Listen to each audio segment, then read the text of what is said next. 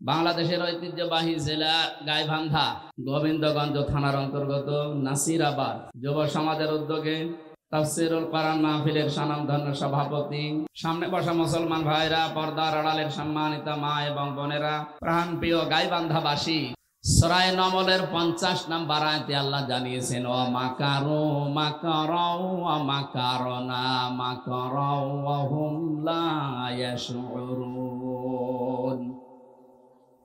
ফানজুর কাইফা কানা আকিবাতু মাকরিহিম।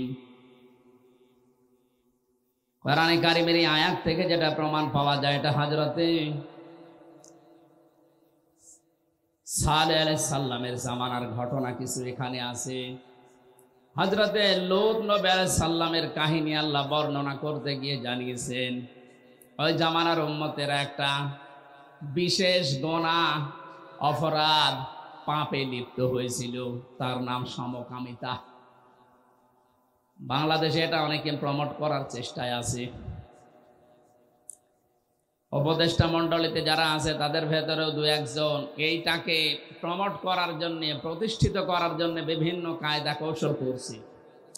আমরা স্পষ্ট জানাচ্ছি, এটা আল্লাহর নিষিদ্ধ। এটা বাংলাদেশ জামাতে ইসলামী, বিএনপি এদের নিষিদ্ধ কাজ না, এটা একেবারে সরাসরি নিষিদ্ধ কাজ। কার? হাজার হাজার বছর আগে এই গোনাটা যারা জারি করেছিল, আল্লাহ তাদেরকে এমন আযাব দিয়েছেন, পুরা জমিনটাকে উলট করে জিবরাইলকে দিয়ে উল্টিয়ে ডেড সি বানিয়ে দিয়েছেন, মৃত সাগর। এখনো পৃথিবীর বুকে জর্ডান নামে একটা রাষ্ট্র আছে, সেখানে যান, এই অস্তিত্ব পাবেন। মৃত সাগর বানিয়ে দিয়েছে এই সমকামিতা, এই গোনা, এই অপরাধ, এই পাপের কারণে। আমার তো মনে হচ্ছে কিছু ষড়যন্ত্রকারী, কিছু কৌশল যারা করছে, যারা দুর্বিসন্ধি করছে, এরাও বাংলাদেশকে একটা মৃত জাতি, ডেড সি, মৃত সাগর বানানোর জন্যে চিন্তা ভাবনায় আছে। আমরা মুসলমান যারা আছি এদেশে, কখনো এই অপরাধ এই দেশে সংগঠিত হতে দেব না। এটা রুচিতে নেয় কি করে তাদের?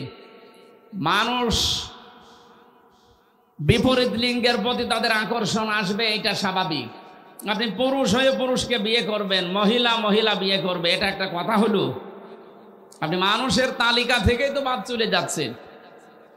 সুতরাং মানুষ হিসাবে যদি আপনি দাবি করতে আর না চান যে আমি আর মানুষ নেই, আমিও পশু হয়ে গেছি, যান, আপনি অন্য কোনো জায়গায় যান, পশুরা যেখানে থাকে ওখানে যান। আল্লাহ বলেন, আর ষড়যন্ত্র করেছিল হযরতে লূত আলাইহিস সালাম এই কাজে বাধা দেওয়ার কারণে, আমি আল্লাহ কৌশল করেছি। ওরা যে ষড়যন্ত্রের মাধ্যমে হযরতে লূত আলাইহিস সালামকে জমিন থেকে বিদায় করে দেওয়ার জন্য কোট কৌশল অবলম্বন করেছিল, আমি আল্লাহ এমন কৌশল করলাম, ফানজুর কাইফা কানা আকিবাতু মাকরিহিম। হে নবী, আপনি তাদের ষড়যন্ত্রের দিকে একটু নজর করে দেখেন, কি অবস্থা বানিয়েছি এই ষড়যন্ত্রকারীদের। আন্না, অবশ্যই আমি, দাম্মার না হুম, তাদেরকে আমি আল্লাহ শিকড় কেটে দিয়েছি, ধ্বংস করে ফেলেছি। ফাকাউমাহুম আজমাইন, এবং তাদের জাতির ভেতরে যারা এই অপকর্মে লিপ্ত ছিল তাদেরকে আমি বেছে বেছে দুনিয়া থেকে ধ্বংস করে দিয়েছি। সুতরাং আজ শুধু সমকামিতা না, বাংলাদেশে আল্লাহর নিষিদ্ধ যে কাজগুলো আছে, যারা জারি করতে চান, মুসলিম হিসাবে, এজ এ ইমানদার হিসাবে আমাদের দায়িত্ব হয়ে পড়ে তাদের এই কাজে অন্তত বাধা দেওয়া। কথা বলেন না কেন? দোতলা নৌকায় আমরা মনে করেন যাচ্ছি, ওপর তলাতে আমরা আছি, নিচ তলাতে এমন কিছু মানুষ আছে যাদের পানির প্রয়োজন, পানিতে হলে উপরে আসা লাগে। মানে আমরা যদি বলি, ভাই এত ডিস্টার্ব করেন কেন, নিচেই তো পানি আছে, একটা তক্তা খুলে নিলেই তো পানি পাওয়া যায়। ওরা যদি বলে ঠিক আছে, ডিস্টার্ব হয়, আর আসবো না, নিচে যেয়ে যদি একটা তক্তা খুলতে আরম্ভ করে, আমরা যারা উপরে আছি যদি বলে ঠিক আছে, যা করছেন করেন, লা ইলাহা ইল্লাল্লাহ, বেঁচে থাকা যাবে? বলেন বলেন। যারা ওই তক্তা খুলছে তারা যেমন ডুববে, উপরে যদি কাবা শরীফের ইমামও থাকে সেও ডুববে। এই কারণে জীবনের উপরে রিস্ক নিয়ে হলেও বাধা দেওয়া লাগে অন্যায় কাজে। সমকামিতা যেমন নিষিদ্ধ, সুদও নিষিদ্ধ। এত আসতে বললেন কেন? সুদ যে নিষিদ্ধ এটা কি মনে করেন আপনারা? আজ বাংলাদেশে সুদ ভিত্তিক অর্থনীতি বন্ধ করার জন্য ইসলামী ব্যাংক বাংলাদেশ লিমিটেড এরা বহু চেষ্টা চালাচ্ছিল, কিন্তু জালেম, এই অবৈধ এবং এই স্বৈরাচার ফ্যাসিস্ট সরকার আসার পরে সবচাইতে বড় টার্গেট ছিল তাদের এই ইসলামী ব্যাংক। এস আলমকে লাগিয়ে ৭৫,০০০ কোটি টাকা এখান থেকে মারিং কাটিং করেছে, একেবারে ফকলা বানিয়ে ফেলেছে ব্যাংকটাকে। অথচ বিশ্বের ইতিহাসে ইসলামী ব্যাংক যেভাবে এগিয়ে যাচ্ছিল, এই ১৫.৫ বছরে আমার মনে হয় সবচাইতে উপরে থাকতো এটা গ্রাম অঞ্চলের মানুষ আমরা, এটা যেহেতু রেকর্ড হচ্ছে এই কারণে বলছি। বাংলার বহু মানুষ অর্থনীতি যে একটা ইবাদত অনেকে জানেই না, ব্যাংকিং ব্যবস্থা যে একটা ইবাদত ওটাকে জানে না। এই জন্য সুদের মতো এই মারাত্মক গণাতে নিজেদেরকে জড়িত করে শেষে আল্লাহ রসুলের সাথে যুদ্ধ করার নামান্তর এবং মায়ের সাথে জেনা করার মতো গণা নিয়ে কবরে যাচ্ছে। বলেন নাউজুবিল্লাহ। আমরা আহ্বান জানাবো, যারা অন্তত লেখাপড়ায় অভ্যস্ত আছেন, যারা জ্ঞান অন্বেষণ করতে চান, তারা ইসলামী অর্থনীতির, সুদভিত্তিক অর্থনীতির ওপরে অঙ্ক কষা হয়, আমাদের সিলেবাসে এই নিয়মগুলো দেওয়া হয়, কিন্তু কোরআনে কারিম বর্ণিত সুদের বিরুদ্ধে যে অর্থনীতি আছে জাকাত ভিত্তিক, এইটার কোনো আলোচনা আমাদের সিলেবাসে নেই। এজন্য অধিকাংশ শিক্ষিত মানুষ, এমনকি আলেম সমাজ এ বিষয়ে আমরা সচেতন না। আমি সহ আজকে থেকে যারা এসেছি এটা একটা ইবাদত মনে করি। এ বিষয়ে জ্ঞান অর্জন করার মাধ্যমে এই পাপ থেকে বাঁচার জন্য চেষ্টা চালাতে হবে। আল্লাহ রাব্বুল আলামিন বলেন, ওরা যে কাজ করেছিল হে নবী, ফাতিলকা বুয়ুতুহুম খাওয়ায়াতাম বিমা যালামু ইন্না ফি যালিকা লাআয়াতাল লিকাউমিন ইয়ালামুন। খুব খেয়াল করে শুনবেন। ফাতিলকা বুয়ুতুহুম খাওয়ায়াতাম বিমা যালামু, রাব্বুল আলামিন বলেন ওই বাড়িগুলোর দিকে আপনি একটু তাকান। ওদের এই জুলুম, এই পাপ, এই অপরাধ, এই সীমা লঙ্ঘনের কারণে বাড়িগুলোকে আমি উজাড় গৃহ, ভূমিহীন, মানুষজনহীন, জনমানব শূন্য বিরান গৃহ বানিয়ে দিয়েছি। ১৫০০ বছর পর এ আয়াতটা পড়লাম কোন কারণে? এ বাংলাদেশে আজ যারা আল্লাহর নিষিদ্ধ কাজগুলো জমিনে জারি করার মাধ্যমে যারা সীমা লঙ্ঘন করেছিলেন, আল্লাহ পাক যেন আজ হাত দিয়ে দিয়ে ওই জালেমদের বাড়ি ঘরগুলো আমাদেরকে দেখিয়ে দিচ্ছেন। আজ তাকান, আগস্টের ৫ তারিখের পরে এই বাংলাদেশের ৬৪ জেলা, ৬৩০টা থানা, যতগুলো জায়গায় আমি গেলাম, অধিকাংশ জায়গায় জালেম যারা, জালেমদের দোসর যারা, তাদের বাড়ি ঘর পর্যন্ত আল্লাহ উজাড় গৃহ বানিয়ে দিয়েছেন। আপনি টের পাচ্ছেন না কোরআনের কথা কত বাস্তব? আমি আমার কুষ্টিয়ার কথা বলছি। মাহবুবুল আলম হানিফ কি দাপটের লোক ছিল বলেন তো? বাংলাদেশে শেখ হাসিনার পরে যদি ওবায়দুল কাদের থাকে, তারপরে হানিফ সাহেব ছিল, অথচ তার বাড়িটা আজকে বিরান গৃহ হয়ে গেছে। আমার তো মনে হচ্ছে ওটা জাতীয় টয়লেট হয়ে যাবে। হ্যাঁ, ৩ মাসে যে অবস্থা, ইট খুলে খুলেও মানুষ নিয়ে চলে গেছে। কয়েকদিন আগে আপনারা দেখেছেন একটা পচা ডিম খেয়েছিল আদালতে হাসানুল হক, নুনু মিয়া, ওর বাড়ি ঘর পর্যন্ত মানুষ। আল্লাহ এই আয়াতটা আমার মনে হচ্ছে আমাদেরকে এখন আঙ্গুল দিয়ে দেখাচ্ছে। ফাতিলকা বুয়ুতুহুম, বাইতুন না বুয়ুত, বহু বচন দিয়েছেন।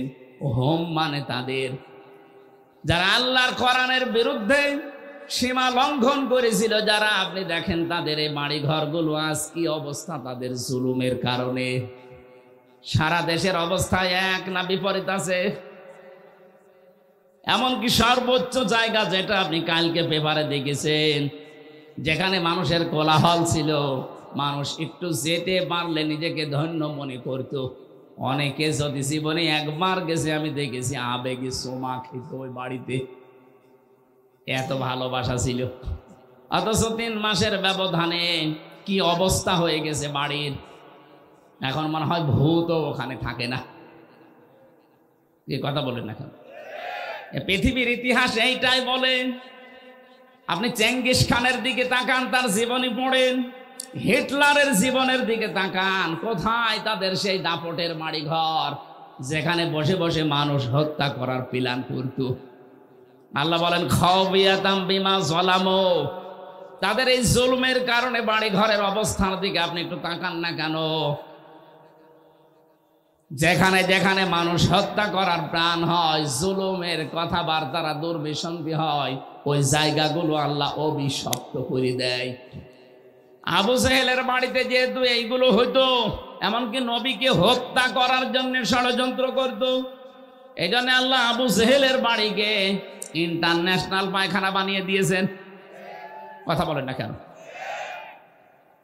পৃথিবীর ইতিহাস সত্য, এজন্য আল্লাহ ইতিহাসের কসম দিয়েছেন, ওয়ালা আসরি, ইতিহাসের কসম। পৃথিবীর অনেক কিছু অনেকে ভুলে যেতে পারে, ইতিহাস কিন্তু সব ধারণ করে রাখে। আমরা হয়তো আর 50-100 বছর পরে এখানে কেউ থাকবেন না, কিন্তু ইতিহাস, কথা বলেন না কেন, ইতিহাস থাকবে। হয় আপনাকে স্মরণীয় নাই নিন্দনীয়, যে কোনো একটা করে রাখবে। আবু জেহেলের মতো এত বড় দাপটওয়ালা মানুষকে যদি আল্লাহ ঘৃণিত নিন্দিত তার বাড়ি পর্যন্ত টয়লেট বানিয়ে দিতে পারে, আজও যারা পৃথিবীতে দুর্বিসন্ধি করছেন ইসলামের বিরুদ্ধে, যারা জুলুম করছেন, যারা মানবতার বিরুদ্ধে অবস্থান নিয়েছেন, আপনি বিশ্বাস করে নিতে পারেন হয়তো এখন হয় কেউ ইতিহাস ভয়ে লিখছে না, কিন্তু সময় আসবে ইতিহাসও লেখা হবে। এই জুলমের কারণে আপনাকে যেমন ঘৃণিত নিন্দিত করে জাতির কাছে উপস্থাপন করা হবে, আপনার বসবাসের ওই বাড়ি ঘর পর্যন্ত দেখবেন বিরান হয়ে গেছে। আল্লাহ বলেন খাওবিয়াতান, বিরান ভূমি বানিয়ে দিয়েছি। আপনি একটু তাকান না কেন ওইদিকে? 1500 বছর আগে আয়াতটা নাজিল করে লূত আলাইহিস সালামের জামানার মানুষদের কথা আল্লাহ স্মরণ করিয়েছিলেন। আমার মনে হচ্ছে 2024 সালের 5 আগস্টের দিন থেকে আল্লাহ আমাদেরকে জানাচ্ছেন, ও বাংলার মানুষেরা একটু তাকাও, ফাতিলকা বুয়ুতুহুম।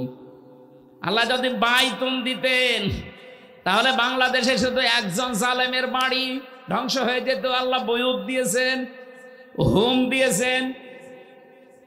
যত জালেম বাংলাদেশে ছিল, যত জালেমের সহযোগে ছিল, ডাইরেক্ট ইনডাইরেক্ট, এদের একটারও বাড়ি ঘর আপনি দেখতে পাবেন না। সব বিরান হয়ে গেছে, ওজাড় গৃহ হয়ে গেছে। আপনি তাকালেই বুঝবেন কোনোদিন মনে হয় এখানে মানুষই বাস করেনি। দিনাজপুরের একজন দাপটওয়ালা নেতা ছিল, আমি নাম নিলাম না, তার বাবার নামে মেডিকেল কলেজ পর্যন্ত বানিয়েছিল। তার বাড়িতে সেদিন গিয়েছিলাম, কি অবস্থা! আমার মনে হয় কুকুরকেও যদি ওখানে কেউ থাকতে দেয়, কুকুরও বলবে আমার ভয় লাগছে। অথচ কয়েকদিন আগে কি দাপটওয়ালা জায়গা ছিল ওইটা, ওখানে পাহারা দেওয়ার জন্য 10 জন পুলিশ 24 ঘন্টা ডিউটিতে ছিল, সেখানে আজ পাহারা দিচ্ছে কুকুরও না। এরপরও কি আপনার শিক্ষা আসে না দুনিয়ায়? এই জন্য আমরা যেন আল্লাহর নিষিদ্ধ কোন কাজ যেগুলো সীমা লঙ্ঘন করে ওই জালেমদের পরিণতি আমাদের আবার না হয়ে যায়। কথা বলেন ঠিক কিনা? এরপরের আয়াতে আল্লাহ দিয়েছেন ওয়াং জাইনাল্লাযীনা আমানু ওয়া কানু ইয়াত্তাকুন। আর আমি নিজে বাঁচিয়ে দিয়েছি, আমি নিজে তাদেরকে উদ্ধার করেছি। কাদেরকে? যারা ঈমান এনেছিল আর যারা দুনিয়াতে তাকওয়া অবলম্বন করে চলেছিল। তাকওয়া অবলম্বন করার ঈমান আনা কি? আমরা আজকের তেলাওয়াতকৃত আয়াত থেকে তাফসীর আকারে ওইগুলো মিলাবো ইনশাআল্লাহ। জোরে বলেন ইনশাআল্লাহ। সুতরাং যাদের ঈমান থাকবে, যুগে যুগে যাদের ভেতরে তাকওয়া থাকবে, তাকওয়ার ব্যাখ্যা জন্মের পরে অনেক শুনেছেন, ওই মানধাত আমলের ব্যাখ্যা বাদ দেওয়া লাগবে। এখন আধুনিক যুগে বাস্তবতার সাথে মিলিয়ে তাকওয়ার ব্যাখ্যা আমাদের জীবনে নিয়ে আসা লাগবে। তাকওয়া মানে যোগ্য। তাকওয়া মানে কি? আজ আমাদের এই তাকওয়াটা বাংলাদেশে নেই। আমরা যোগ্যতায় মাপকাঠিতে ওই পর্যন্ত যেতে পারি না। এই জন্য আল্লাহ আমাদের হাতে জমিনটা তুলে দেয় না। এই জন্য যে মানুষগুলো ইমান যাই আছে, আমাদের ইমানকে নির্ভেজাল করা লাগবে, শিরিক এবং জুলুম মুক্ত করা লাগবে। পাশাপাশি আমাদের যোগ্যতা অর্জন করে ওই জায়গাগুলোতে জানান দেওয়া লাগবে যে না, আমরা পারি। আরে দেশে যারা একামতে দিনের দায়িত্বে আছে, তাদের মেন টার্গেট কিন্তু এইটা, যে জাতিকে আমরা যোগ্যতা সম্পন্ন করে তুলতে চাই। যদিও জালেমদের কারণে 15.5 বছরে জাতি চেষ্টা চালিয়েছে, কিন্তু ওই জায়গা পর্যন্ত জালেমরা আমাদের যেতে দেয়নি। আমরা যোগ্যতা সম্পন্ন ডাক্তার বানাতে চেয়েছিলাম, যোগ্যতা সম্পন্ন ব্যারিস্টার বানাতে চেয়েছিলাম, যোগ্যতা সম্পন্ন বিচারক বানাতে চেয়েছিলাম, যোগ্যতা সম্পন্ন প্রশাসনের লোক বানাতে চেয়েছিলাম, যোগ্যতা সম্পন্ন বিশ্ববিদ্যালয়ের শিক্ষক বানাতে চেয়েছিলাম। 15.5 বছরে এমন কোণঠাসা অবস্থায় আমাদেরকে রেখেছে, ওই জায়গা পর্যন্ত যাওয়ার আগে চেয়ার কেড়ে নিয়েছে। কথা বলে ঠিক কিনা? এখন যেহেতু সময় সুযোগ আল্লাহ আমাদের হাতে এনে দিয়েছেন, আমাদের উচিত হবে তাকওয়ার আসল ব্যাখ্যা, যেটা আমাদেরকে এই পৃথিবীতে যোগ্যতা সম্পন্ন হয়ে আল্লাহকে দেখাতে হবে, আল্লাহ আমরা পারি। আমরা আরো জোরে বলেন, আমরা আরো জোরে বলেন, আমরা। শুধু ঘরের ভেতরে, খানকার ভেতরে, মসজিদে, মাদ্রাসায়, দরগায় বসে থাকার জন্য আল্লাহ আপনাকে পাঠায়নি। আল্লাহ পাক বলেন, ইন্নী জাইলুম ফিল আরদি খলিফা, আমি জমিনে খলিফা পাঠাতে চাই। আল্লাহ কিন্তু এখানে বলেননি ইন্নী জাইলুম ফিল মাদারিসি খলিফা, ইন্নী জাইলুম ফিল মাসাজিদি খলিফা, ইন্নী জাইলুম ফিল খানকা খলিফা। আমি মসজিদে, মাদ্রাসায়, খানকায় খলিফা পাঠাতে চাই। এ কথা কোরআনে আছে? আরো জোরে বলেন। হ্যাঁ, জবাব দেওয়া লাগবে, কথা বুঝলে বলেন। আল্লাহ কি কোরআনে কোন জায়গায় দিয়েছেন আমি খানকায় খলিফা পাঠাতে চাই? বাংলাদেশে যত খলিফা কোন জায়গা থেকে আসে? খানকা, দরবার থেকে খলিফা আসে। কিসের খলিফা আপনি? আপনাকে আল্লাহ দরবারে পাঠিয়েছে, মসজিদে, মাদ্রাসায়, খানকায়, দরবারে না। আল্লাহ বলেন ইন্নী জাইলুম ফিল আরদি খলিফা, জমিনে পাঠাতে চাই। এই জমিনটা 53 বছর ফাঁকা ছিল, খলিফার দায়িত্ব আমরা পালন করতে পারি না। এজন্য জালেমরা 180 মাইল বেগে চালিয়েছে। আপনি কথার অর্থ না বুঝলে অন্তত যারা স্টেজে আছে তারা বোঝার চেষ্টা আছে। আজ আমরা খেলাফতের দায়িত্ব পালন করা ভুলে গেছি। আজ খলিফা কাদেরকে বলা হয়? যারা জামা কাপড় সেলাই করে, ওরা খলিফা। কথা বলেন না কেন? এমনকি কুষ্টিয়া এলাকায় যে মানুষগুলো চুল কেটে দেয়, তাদেরকেও খলিফা বলে। এলাকায় আছে কিনা জানি না। নাপিত বলে, খলিফাও বলে, বলে খলিফার কাছে যাচ্ছি। চুল কেটে দিলে যদি খলিফা হয়, কাপড় চোপড় সেলাই করলে যদি খলিফা হয়, আল্লাহ যে খলিফা পাঠালেন, ওই খলিফা কোথায় পাবেন আপনি? ওদেরকে তো জমিনে পাওয়া যাওয়া লাগবে। ইন্নী অবশ্যই আমি জাইলুম ফিল আরদি খলিফা। কোরআনের আয়াতে এত সহজ শব্দ বোঝেন না কেন? আল্লাহ কি বলতে পারতেন না ইন্নী জাইলুম ফিল দরবার খলিফা, যে আমি দরবারে পাঠাবো খলিফা? উনি যখন বললেন জমিনে পাঠাবো, জমিনে আমরা কই? আল্লাহর খলিফাদেরকে তো দেখা যায় না। আল্লাহর খলিফাদের যখন জমিনে আসতে বলা হয়, বড় বড় টুপি মাথায় দেওয়া, জুব্বা গায়ে দেওয়া, বিশাল পাগড়ি মাথায় দিয়ে বলেন না, আমরা জমিনের খলিফা না, আমরা দরবারের। কোন জায়গা? আমরা খানকার খলিফা। পিটিয়ে লম্বা করবে আল্লাহ তোমারে, আমার খানকার খলিফা বানিয়েছে আল্লাহ। জমিনে আর সুদ, ঘুষ, সমকামিতা পর্যন্ত আরম্ভ করার চেষ্টায় আছে। এমনকি আগস্টের 5 তারিখের আগ পর্যন্ত আল্লাহর সার্বভৌমত্বে যারা বিশ্বাস করে, তাদের নিবন্ধন পর্যন্ত এই জালেমরা বাতিল করে দিয়েছিল। কোনদিন চিন্তা আসে না, খালি আন্দাজে দোষ দেন, ওদের আকীদা খারাপ, ওরে শয়তান। বাংলাদেশ জামাত ইসলামের ভেতরে ওরা সাহাবা একরামকে মিয়ারে হক মানে না, এই কারণে যারা ছিল জালেম তারা এদের নিবন্ধন বাতিল করেছিল না। আপনি জিজ্ঞেস করে দেখেন তো যে সাহাবা একরামকে মিয়ারে হক মানে না এই কারণে নিষিদ্ধ, জীবনও না। যতগুলো কারণ আমরা আন্দাজে বলি যে ওদের আকীদা খারাপ, একটার জন্যও জামাত নিষিদ্ধ ওরা করে নাই, ওরা করেছিল এই কারণে যে জামাত ইসলাম মনে করে সার্বভৌম ক্ষমতার মালিক, আইন তৈরি করার মালিক আল্লাহ। এটা জামাত ইসলাম মনে করবে মানে আপনি কি হয়েছেন? আপনি যে ফতোয়াবাজি করেন আপনার আকীদা ঠিক নেই। আপনার যদি এই আকীদা না থাকে আপনি কাফের। আবু জেহেল আল্লাহকে একজন আছে বিশ্বাস করতো, কিন্তু আল্লাহর সাথে শিরিক করতো। এ বাংলাদেশে বহু মানুষকে আমরা দেখতে পাচ্ছি, ওরা বলে ক্ষমতার উৎস জনগণ। এদেশে নেই।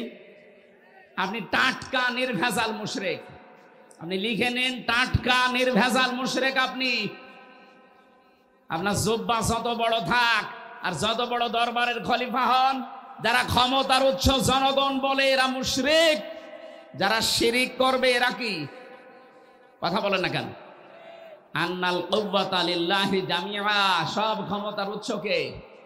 ওয়ালিল্লাহুম্মা মালিকাল মুলক, ক্ষমতার মালিক কে? এই কথাটাই তো জামাত ইসলাম বলতো। তাদের গঠনতন্ত্রে দেখেন লেখা আছে ক্ষমতার উৎস জনগণ নয়, ক্ষমতার সার্বভৌম মালিক কে? এই কারণে নিষিদ্ধ করেছিল। আপনি টের পান? আপনি আছেন ফতোয়াবাজি নিয়ে, যেদিন আপনাকেও ধরবে সেদিন ফতোয়াবাজি করার মতো আর জায়গা পাবেন না। এই জন্য সময় এখনো আছে, নিজেকে সংশোধন করেন। একটা মাসলুমে বিনা কারণে একটা দোষ চাপিয়ে তাদেরকে জাতির সামনে কালার করেন, আপনার লজ্জা করে না? এটা রেকর্ড হচ্ছে, এই কারণে বলছি সারা দেশে ছড়াবে এটা। বহু নামধারী মুনাফিক এই দেশে এখনো চেষ্টা চালিয়ে যাচ্ছে বাতিলের টাকা খেয়ে এই মাসলুমদেরকে আরো মাসলুম করার জন্য।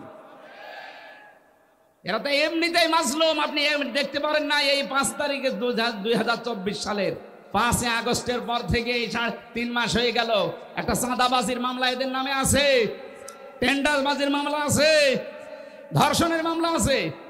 যাদের নামে আছে তাদের তো কিছু বলতে পারেন, তারা আপনার বন্ধু হয়ে যায়। আরে 15.5 বছর এত জুলুম স্বীকার করো, বড় যারা টিকে আছে আল্লাহর ওলি দেখার জন্য আপনি চলে যাচ্ছেন সে চট্টগ্রামে, সিলেটে, বরিশালে। কিসের আল্লাহর ওলি দেখতে যান? বাংলাদেশে আল্লাহর ওলি ওই মানুষগুলো যারা ইমানের উপরে টিকে থাকার জন্য জীবন পর্যন্ত দিয়েছে, পিছপা হয়নি। ও আল্লাহর ওলি খুঁজেই পায় না, মনে করে বিশাল জব্বা গায়ে দিলে, আমার মতো পাগড়ি মাথায় দিলে আল্লাহর ওলি হয়ে গেছে। সাফ সাফ কথা বলছি, এর চাইতে পরিষ্কার কথা আমার আর জানা নেই। যারা আল্লাহকে ক্ষমতার উৎস মানেন না, আল্লাহর সার্বভৌমত্ব মানেন না, আপনি যত বড় আল্লাহর ওলি দাবি করেন, আপনি শিরিক করছেন, আপনি মুশরিক। এক্ষুনি আপনার চিন্তা ভাবনা বিশ্বাস আপনার আকীদা এক্ষুনি পাল্টাতে হবে, নয়তো আপনি মাহফিল থেকে চলে যান, আপনার দরকার নেই। আপনি বেকার সময় নষ্ট করছেন। এক কথায় বলছি, আল্লাহ যেটা পারে ওইটা অন্য কেউ পারে, এই বিশ্বাস করার নাম শিরিক। আর শিরিক যারা করে তারা মুশরিক। এর চাইতে আর কে ক্লাস নেওয়া যায় বলেন? আল্লাহ যেটা পারে ওইটা অন্য কেউ পারে, এই বিশ্বাস করার নাম শিরিক। যারা করে তারা ছেলে মেয়ে দিতে পারে একচ্ছত্র ভাবে। কে? মা বাবা তো কত বিছানায় থাকে দেখি, কই তাদের তো ছেলে মেয়ে হয় না। আপনার মা বাবা বিছানায় ছিল, ছেলে মেয়ে হয়েছে, এটা কি মা বাবা নাকি আল্লাহ দিয়েছে? কারণ মা বাবার কোনো ক্ষমতা নেই, দেওয়ার মালিক কে? সুতরাং আল্লাহ যেটা পারে এটা অন্য কেউ পারে। বহু মানুষ বিশ্বাস করে না আমার বাবাও দিতে পারে, সে জিন্দা বাবা হোক আর মরা বাবা হোক, এ তাবিজেও কাজ হতে পারে। এরকম বিশ্বাস যারা করে তারা শিরিক করে। আর শিরিক যারা করে তারা কি? আমি আর এর চাইতে কিভাবে বোঝালে আপনি বুঝবেন বলেন তো?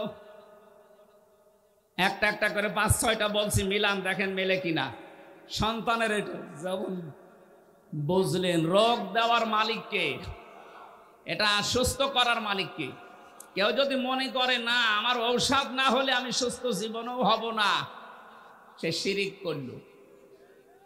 ওয়াইদা মারিদতু ফাহুয়া ইয়াশফিন। আমাদের জাতির পিতা যিনি, হযরত ইব্রাহিম নবী বলতেন, আমি যখন অসুস্থ হই আমাকে সুস্থতা দান করেন কে? আরো জোরে বলেন। হ্যাঁ, আপনারা বাড়ি থেকে এসেছেন এই জায়গায় কোন কারণে বলেন তো? আপনি যে গল্প করছেন, আমি যত ছোট মানুষ হই আমি আপনাদের মেহমান। নবীজি বলেন, আল্লাহর কিয়ামতে কেউ যদি বিশ্বাস করে সে যেন মেহমানকে সম্মান করে। আপনি আমার এই সম্মান দিচ্ছেন?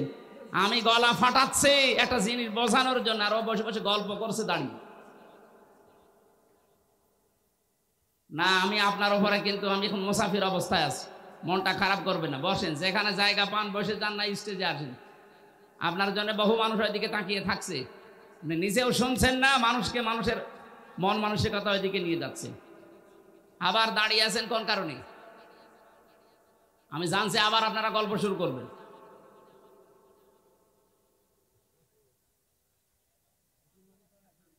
না, আমার মনে হয় এরা আবার গল্প আরম্ভ করবে। দেখেন তো কারা এরা, কোন জায়গা থেকে এসেছে? মনে হয় অন্য জেলার লোক। না, এটা গাইবান্ধা জেলা রংপুর বিভাগের লোক, তো হাবা গোবা হবে। এরা এত চালাক, মনে হয় বগুড়ার লোক। রাজশাহী বিভাগের লোক তো চালাক আছে। আরো কিছু কিছু জায়গায় দেখছি গল্প করছে, আমার চোখ না, এটা কিন্তু রাডার। আরো দুই দল দেখতে পাচ্ছি, এরা গল্প করছে। ওই যে মোটর সাইকেলের মামি বাদাম খাচ্ছে আর গল্প করছে, মনে হচ্ছে প্রেমিক প্রেমিকা। ওই যে ওই ওই দুইটা।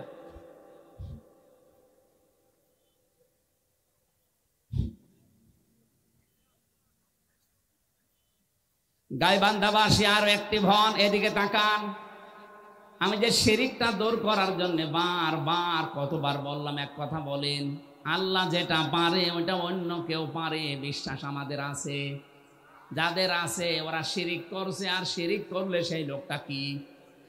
আরো জোরে, আলা লাহুল খালকু ওয়াল আমরু তাবারাকাল্লাহু রাব্বুল আলামিন। জমিন বানিয়েছি আমি, আইন চলবে আমার, এ কথা কার? তাহলে আল্লাহ বাদে অন্য কারো আইন যারা চালাতে চায় তারা শিরিক করছে, আর শিরিক করছে ওরা মুশরিক। কি আর কি বলবো বলেন?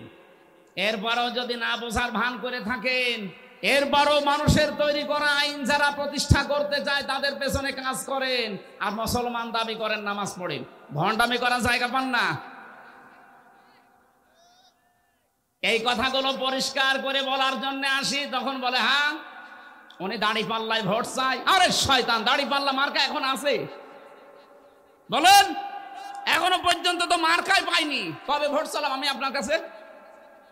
আমি ভোট চাই আল্লাহর জন্য। আপনার এই রায়টা যেন এমন জায়গায় দেন যেখানে গেলে আপনি মরে গেলেও সওয়াব পান।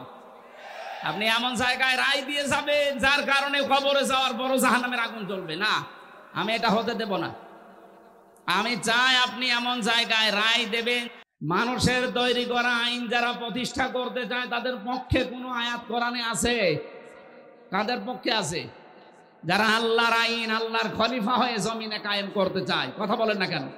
আর এটা করতে গেলে ঝামেলা আসবে, আর এই ঝামেলা মাথায় নিয়েই কবর পর্যন্ত যাওয়া লাগবে।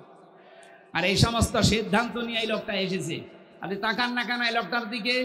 এনাকে আল্লাহ যে সম্পদ দিয়েছে, ওনার যে প্রভাব প্রতিপত্তি, এই রক্ত পিচ্ছিল রাস্তায় না এসে যদি কোনো দরবারে বসে জিকির করতো, জীবনটা কেটে চলে যেত না? আতঙ্কে থাকা লাগে এখন কোন কারণে? নিজের কারণে, আল্লাহর বিধানের কারণে। আমারও আল্লাহ যা দিয়েছে, আমার বাবার যা আছে, আমি যদি মরণ পর্যন্ত শুধু জিকির করি আমার কোনো অসুবিধা নেই। কোন কারণে রক্ত পিচ্ছিল পথে আসা লাগবে আমার? কারণ আমি নামাজকে যেমন ইবাদত মনে করি, রমজানের রোজাকে যেমন ইবাদত মনে করি, এই জমিনে আল্লাহর বিধান কায়েম করবে এইটাও ইবাদত মনে করি। নামাজ পড়তে গেলে যদি বাধা দেন আপনার খবর আছে? কথা বলে না কেন? আমি নামাজ পড়তে গেলে যদি আপনি বাধা দেন আপনার খবর আছে না? আমি না, যে কেউ নামাজে বাধা যেই দেবে তার খবর আছে না নেই? রোজা রাখতে কেউ বাধা দিলে তার খবর আছে না নেই? হজ করতে যাব কেউ যদি বাধা দেয় তার খবর আছে না নেই? এ জমিনে দিন কায়েম করব যদি কেউ বাধা দেয়, ঠিক নামাজের মতোই তার কি আছে? এই সহজ কথা না বুঝে শুধু উল্টা দিকে নিয়ে যা, আমার বিরুদ্ধে বলে। আর তো চরিত্র আছে, তোর পক্ষে বলা লাগবে। এরকম কড়া ভাষা বলার পরেও যদি কারো বিবেকের উপরে দাগ না কাটে, আমার মনে হয় ওর বিবেকের উপরে কুকুরে পোশাক। আল্লাহ আপনাদেরকে সম্মতি দিন, বলেন আমিন। আমার আজকের আলোচনার বিষয় আমি সাজিয়েছিলাম, গাড়িতে আসার সময় লিখছিলাম সুসংবাদ। বহু দুঃসংবাদ শুনেছি 15.5 বছর, এখন আমরা সুসংবাদ শুনতে চাই। আর সুসংবাদ দিতে পারে কে বলেন তো? সূরা হামিম সাজদা 54টা আয়াত আছে, মাত্র একটা আয়াত পড়েছি, 30 নাম্বার আয়াত। আল্লাহ পাক আজকের আয়াতে কিছু সুসংবাদ আমাদেরকে দিতে চাচ্ছেন। যদি আমরা সত্যি আয়াতটা মেনে নিতে পারি, বাকি জীবনে আপনি আসলে সুসংবাদ পাবেন। জবান খুলে কোরআনের আয়াতটা আগে পড়েন। আউযু বিল্লাহি মিনাশ শাইতানির রাজিম। বিসমিল্লাহির রহমানির রহিম। ইন্নাল্লাযীনা ক্বালু রাব্বুনাল্লাহু সুম্মা ইসতাকামু। আল্লাহ পাক বলেন, অবশ্যই যারা এই কথা বলতে পারে যে আমাদের রব আল্লাহ, আমাদের রবকে, এটা কি শুধু মুখে মুখে? মন থেকে যারা এই কথা বলে আমাদের রব আল্লাহ, আমি তো দেখেছি এই কথাটা বলার কারণে বহু মানুষ এই দুনিয়াতে এমন অবস্থা তাদের হয়েছে, যেই দিন বলেছে ইন্না সলাতি ওয়া নুসুকি ওয়া মাহইয়ায়া ওয়া মামাতি লিল্লাহি রাব্বিল আলামিন। আমি আমার বাবার জন্য দেইনি, আমার নেতার জন্য দেয়নি, আমার দাদার জন্য দেয়নি, দিয়েছি লিল্লাহি রাব্বিল আলামিন। আমার নামাজ, আমার কুরবানি, আমার বেঁচে থাকা, আমার মরে যাওয়া সব আমি আল্লাহর জন্য দিয়ে দিয়েছি, যিনি বিশ্ব জাহানের রব। কি তিনি? কি রব? বলেন কি? এই শব্দটা শুনতে যত ছোট, এ বাস্তবতা অত ছোট না। আমি কোরআন হাদিসের যতটুকু পড়াশোনা করেছি, আমার মনে হয় সব আল্লাহ এই রবের ভেতরে লুকিয়ে রেখেছে। ওই সেই প্রথম রুহের জগতে যখন ছিলাম, তখনই রব সম্পর্কে আমাকে আগে জানানো হয়েছিল, আলাস্তু বিরব্বিকুম, আমি কি তোমাদের রব না? সবাই এক বাক্যে বলেছি, ক্বালু বালা, অবশ্যই আপনি আমাদের রব। এখান থেকে যখন মায়ের পেটে আসলাম, এরপরে দুনিয়ার জীবনে আসার সঙ্গে সঙ্গে রব সম্পর্কে আমাকে কিন্তু তথ্য জানানো হয়েছে। শুধু এতটুকুই শেষ না, এখান থেকে যখনই মানুষ মৃত্যুর দিকে ঢলে পড়ে, মরণের সময়ও তাকে রব সম্পর্কে জানানো হয়। মানুষ যখন মারা যায়, তখনই কিন্তু রব সম্পর্কে প্রশ্ন হয়, মার রব্বুকা। কথা বলেন ঠিক কিনা? একটা একটা করে মিলিয়ে দেখবেন, জীবনের শুরু থেকে শেষ পর্যন্ত সব জায়গায় সম্পর্ক রবের সাথে। বিশাল জীবনের এই যে রুহের জগৎ থেকে কবরের জগৎ পর্যন্ত যাবার বিশাল জায়গা, প্রতিটি জায়গায় রব, রব আর রব। দুনিয়ার এই ছোট্ট জীবনে যারা আমরা 60, 70, 80, 90 বছর হায়াত পাই, এই হায়াতে যারা এটাই টিকে থাকতে পারবে, আমার রব আল্লাহ, সুম্মা ইসতাকামু, খেলাধুলা করবে না, ইস্তেকামত পয়দা করবে, এর উপরে টিকে থাকবে, অটল থাকবে, স্থিতিশীল থাকবে। তাতানাজ্জালু আলাইহিমুল মালাইকা, আল্লাহ পাক বলেন, মানুষগুলোর বিপদে আপদে পড়লে আমি আল্লাহ ফেরেশতা নাজিল করে সাহায্য করব। শুধু করব না, তাতানাজ্জালু মুজারে, বর্তমান ভবিষ্যৎ, প্রেজেন্ট ফিউচার, এখন যেমন করছি একজন ফেরেশতা দিয়ে না, মালাইকা বহু বছর সামনে কিয়ামত পর্যন্ত রবের উপরে যারা টিকে থাকতে পারবে তাদেরকে সাহায্য করবেন কে? আল্লাহ এতটুকু দুনিয়ায় শেষ করেননি। ওয়াবশিরু, আল্লাহ বলেন, আল্লাহ তাখাফু ওয়ালা তাহজানু, তাদেরকে আমি এই কথা ফেরেশতাদেরকে দিয়ে বলাই, বলো তাদেরকে কোনো ভয় নেই, তোমাদের কোনো চিন্তা নেই। এজন্য যারা আল্লাহকে রব বলার পরে টিকে থাকতে পারে ওদের ভেতরের ভয় আল্লাহ দূর করে দেয়। আপনি দেখবেন ওরা ভয়হীন হয়ে যায়। দুনিয়ায় যত রকমের ভয় তাদেরকে দেখানো হয়, কোনো ভয় তাদেরকে কাবু করতে পারে না। 8 বছর 10 বছর আয়না ঘরের মতো জায়গায় থেকে এসে তো আমার মনে হয় তারা তাওবা করে আল্লাহকে ভুলে যাওয়ার কথা ছিল। কিন্তু তাকান ব্যারিস্টার আরমানের দিকে, আগের চাইতে ঈমান আল্লাহ তার আরো বাড়িয়ে দিয়েছে। এই জন্য যারা আল্লাহকে রব বলার পরে সত্যি টিকে থাকতে পারবে, এদের ভেতর থেকে ফেরেশতারা 2টা জিনিস দূর করে দেবে। আল্লাহ তাখাফু ওয়ালা তাহজানু, কোনো ভয় নেই, কোনো চিন্তা নেই। ওয়াবশিরু বিল জান্নাহ, ওই জান্নাতের সুসংবাদ গ্রহণ করেন। আল্লাযী কুনতুম তুআদুন, যার ওয়াদা আল্লাহ তোমাদের সাথে করেছেন। আল্লাহ আমাদের সাথে যে ওয়াদা করেছেন জান্নাতের, এই সুসংবাদটা পাওয়ার জন্য 2টা কাজ দুনিয়ায় মাস্ট বি এখন থেকে আরম্ভ করা লাগবে। আল্লাহকে রব বলে স্বীকার করার পর তার ওই কথার উপরে টিকে থাকা লাগবে। কথা বলেন ঠিক কিনা? এবার আসেন শব্দের ব্যাখ্যাগুলো যাই। প্রথম শব্দ কোরআনের এটাই পেয়েছি, রব্বুন আল্লাহ, আমাদের রব।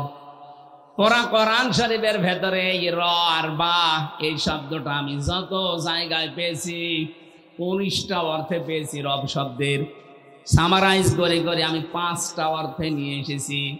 এই 5টা বিষয় যারা দুনিয়াতে মেনে চলতে পারবে, কবরে যাওয়ার সঙ্গে সঙ্গে তারা বলতে পারবে রব্বি আল্লাহ, আমার রব আল্লাহ। ধরে বলেন সুবহানাল্লাহ। তাহলে প্রথম নাম্বারে কি আমি তাফসীর থেকে নোট করেছিলাম, 1 নম্বরে রব শব্দের অর্থ, রব মানে সৃষ্টিকর্তা। রব মানে কি?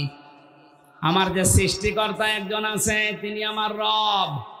এটার প্রমাণ আপনি কোরআনে কারিম পড়লে প্রথম যে আয়াত নাজিল হয়েছিল ওখানেই পাবেন, ইকরা বিসমি রাব্বিকাল্লাযী খালাক।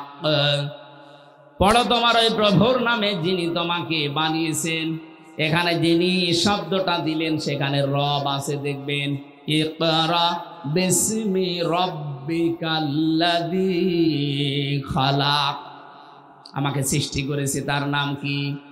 রব। বলেন বলেন, এই কথাটা আল্লাহ প্রথমে দিলেন কেন?